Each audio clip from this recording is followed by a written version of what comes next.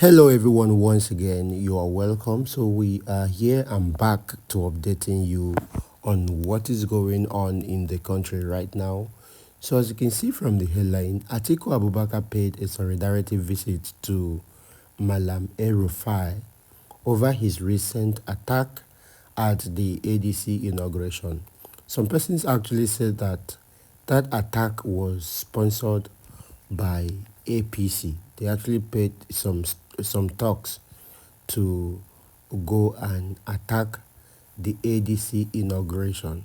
And though I am not very sure of this, or I've not gotten the correct information about this, but then El-Rufai was attacked during their ADC inauguration. So El-Rufai and Atiku, what captured my attention in this video is how calm they were discussing about even Tinubu in this video, and I want to share that with you.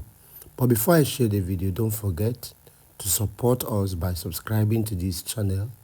We're coming up with more stories, so turn up your notification bell so you don't miss any of the information we're going to be dropping on this platform. Now listen to the moment El-Rufai and Atiku had a deep conversation. Thank you. And honestly, Stanley, to me, it's a disgrace. I mean, for people to behave the way they are behaving. So it means that all the years of saying we are pro-democracy, Nadeco, it was all pretense, it was all fake. And all the claims that we are fighting for true federalism and so on. It's all fake again, because this government is trying to centralize everything instead of devolving power to the lower levels. But the sum total of this is that we are facing an evil of such a large proportion in the history of this country that if we don't all come together and end this Tinubu administration by 2027,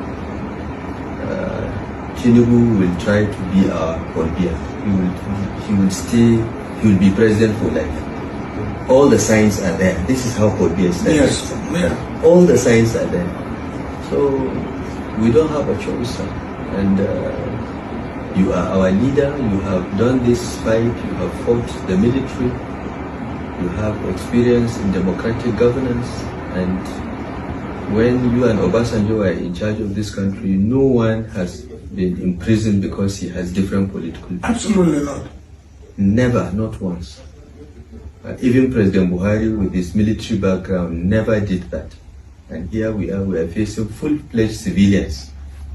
But they are worse than any military regime we've ever had. So your call that we must unite is a timely one. I think the people of Nigeria, sir, have made up their minds that this government must go, APC must be voted out. What the people of Nigeria are looking forward to is us. We must provide the leadership and the unity of purpose that we've talked about. And I'm sure with your leadership, with your forbearance and your diplomatic skills of bringing people together, I'm sure we'll reach the promised land, sir. As for me, So, well, anyway, I know you're not the kind of person who is scared that will not, confront this situation. So, the more reason why, we should come together to confront this situation headlong. absolutely. And make sure that, one, it doesn't happen anymore during the remaining part of this administration. Yes. And secondly, like you said, we send them out by 2027. Yes. And not through any other thing else, but through the ballot box. Yes.